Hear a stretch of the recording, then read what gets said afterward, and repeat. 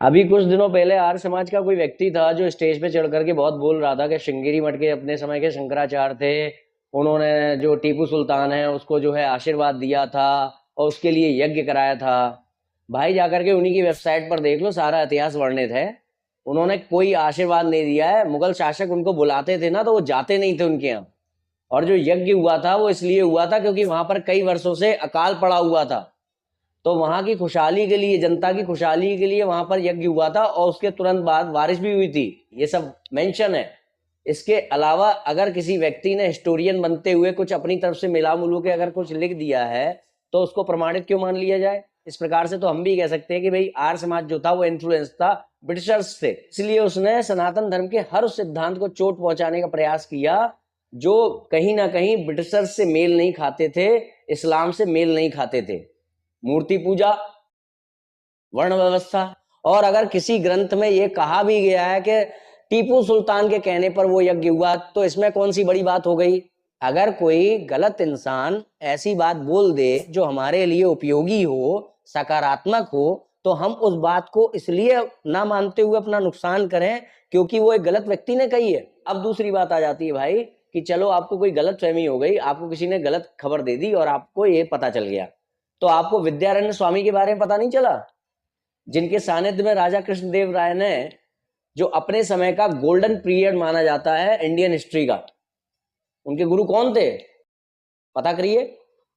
और मुगलों के सबसे बड़े जो शत्रु कहलाए जाते हैं छत्रपति शिवाजी, उनके गुरु कौन थे? समर्थ रामदास। किस परंपरा के आचार्य थे? शंकर परंपरा के। अगर तुम ये भी सिद्ध करना चाहो कि वो शंकर परंपरा के नहीं थे मगर वो मूर्ति पूजक तो थे ना, तो आर्य समाज के तो नहीं थे फिर।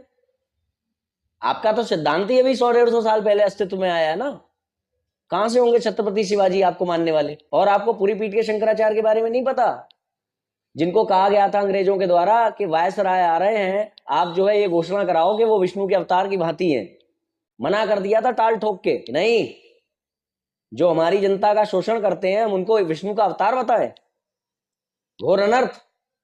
और उस कारण से 1 वर्ष तक जेल में भी रहे थे वो।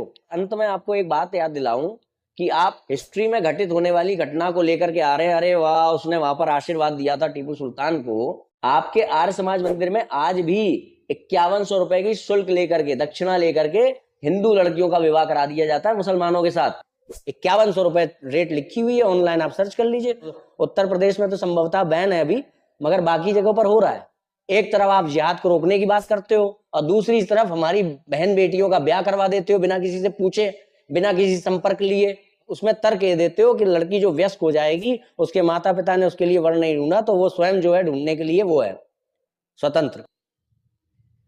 कैसे लोग हो यार तुम लोग? एक तरफ आप लोग हो जो 5,000 रुपए के लिए हिंदू लड़की का विवाह करा मुसलमान से, और एक तरफ शंकराचार्य ने, जो हिंदू लड़की मुस्लिम से शादी कर लेती है वो प्रधानमंत्री होते हुए भी उस मंदिर में प्रवेश नहीं कर पाती, जिसके संचालक शंकराचार्य होते हैं।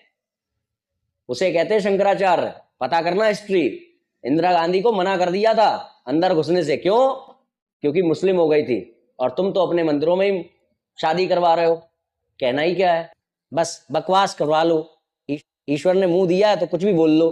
स्वामी दयानंद का खंडन कर दो, उदयवीर का खंडन कर दो और आर्य समाज की स्थापना कर लो। जो अच्छे मनुष्य होते हैं, जिन किताबों को वो स्वीकार करते हैं, उन्हीं किताबों का मोह मोह नहीं करते वो, है ना।